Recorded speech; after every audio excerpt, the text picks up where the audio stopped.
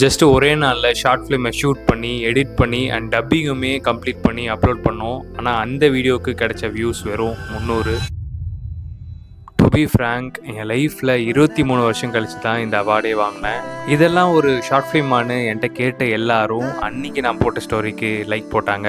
ஆனால் உண்மையை சொல்லணுன்னா அந்த அவார்டை விட எனக்கு ஒருத்தரும் பண்ண மெசேஜ் தான் எனக்கு பெருசாக இருந்துச்சு. ப்ரோ, உங்கள் ஸ்டோரியில் நான் என்னையே பார்த்தேன் அண்ட் செம்மையாக கன்வே ஆச்சு அப்படின்னு ஒரு மெசேஜும் பார்க்கும்போது மோர் தென் வியூஸ் எனக்கு வேறு என்ன வேணும்னு தெரில.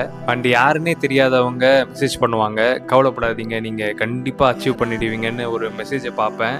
அதை பார்க்கும்போது பார்த்துக்கலான்னு எனக்குள்ளேயே மனசுக்குள்ளே ஃபீல் ஆகும். அடுத்து நான் பண்ண போகிற பைலட் ஃபிலிமோட ரைட்டிங்கை கம்ப்ளீட் பண்ணணும். அதுக்கப்புறம் மிகப்பெரிய ஒரு டாஸ்க்கை ப்ரொடியூசர் தேடணும். ஸோ நான் எப்படி இதை அப்ரோச் பண்ண போகிறேன்னு எனக்கு சுத்தமாக ஐடியா இல்லை. பட் ஸ்டில் மண்டைக்குள்ளே 1000 விஷயம் ஓடிக்கிட்டு இருக்கு எப்படி பண்ண போகிறேன்னு. ஆல்சோ கிளைமேக்ஸில் நான் இமேஜின் பண்ண பெரிய ஸ்டார் இந்த படத்தில் நடிப்பாரா அண்ட் அது எப்படி நடக்க போகுது அப்படின்னு சொல்லிட்டு நிறைய கேள்விகள் இருக்குது. பட் ஒன் திங் நான் கிளியராக இருக்கேன், நான் எழுதுகிற கதை நான் என்ன ஆசைப்படுறனோ அந்த இடத்துக்கு என்னை எடுத்துகிட்டு போகும்னு நம்புகிறேன். அண்ட் நாங்கள் எடுத்த யூடியூப் ஷார்ட் ஃபிலிமை நீங்கள் பார்க்கணுன்னா ஜஸ்ட் கமெண்ட் யூடியூப், நானே அதோட லிங்கை உங்களுக்கு டிஎம் பண்ணுறேன். பார்த்துட்டு உங்களோட ஒப்பீனியனை மறக்காமல் சொல்லிடுங்க.